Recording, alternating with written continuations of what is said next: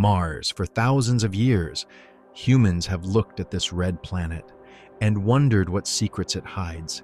Ancient civilizations saw it as a symbol of war. Scientists later saw it as a frozen desert, but today, Mars has become something much bigger, a destination, a possible second home for humanity. For the first time in human history, we are seriously asking a question once thought impossible. Can humans actually survive on Mars? Not for a few hours, not for a short mission, but permanently. Can we build cities there, raise families there, create an entire civilization on another planet? Because Mars is not Earth, it is cold, dry, airless, and deadly. Temperatures can drop below -100 degrees Celsius. Radiation constantly bombards the surface. Dust storms can cover the entire planet, and one small system failure could mean death. And yet, despite all of this, scientists and engineers around the world continue preparing for a future on Mars, because many believe humanity may eventually need another home, a backup for civilization itself. But can we truly survive there? Or is Mars simply too hostile for human life? Out of all the planets in our solar system, why Mars? Why not Venus or the Moon? Because Mars is the least impossible. It is the most Earth-like world we know. A Martian day lasts about 24 hours and 39 minutes, almost the same as Earth. Mars has seasons, ice caps, weather, clouds, mountains, and evidence that billions of years ago, liquid water flowed across its surface. Ancient rivers carved giant valleys. Lakes may have existed, perhaps even oceans. This means that long ago, Mars may have been habitable, maybe even alive. Today, Mars is frozen and dry, but compared to every other planet, it still gives humanity the best chance of survival beyond Earth. Getting to Mars is incredibly difficult. The journey itself could take 6 to 9 months. Astronauts would spend nearly a year trapped inside a spacecraft, far from Earth, far from rescue, far from normal human life. And deep space is dangerous. Outside Earth's protective atmosphere, astronauts are exposed to cosmic radiation, radiation from the sun, radiation from distant supernovas. Over time, this radiation damages the human body. It increases cancer risk, damages DNA, and may even affect memory and decision-making. Then there is microgravity. Without gravity, muscles weaken, bones lose density, body fluids shift toward the head. Even vision can become distorted. By the time astronauts arrive on Mars, their bodies may already be physically weakened, and then they must survive on another planet. Mars has a serious problem. It has no strong global magnetic field. Earth's magnetic field protects us from dangerous radiation. Mars lost that protection billions of years ago. As a result, its atmosphere became thin, and its surface became exposed. Radiation constantly strikes Mars. Long-term exposure could lead to cancer, brain damage, heart disease, nervous system problems, and reproductive issues.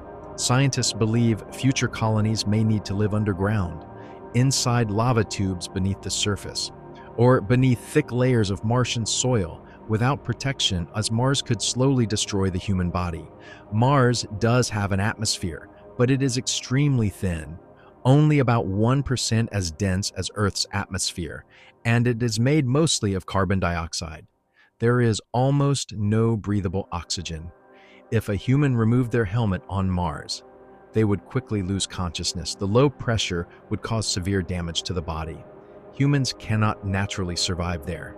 Every breath, every drop of water, every degree of warmth would need to be artificially created. A Mars colony would depend completely on technology. If the oxygen system fails, people die.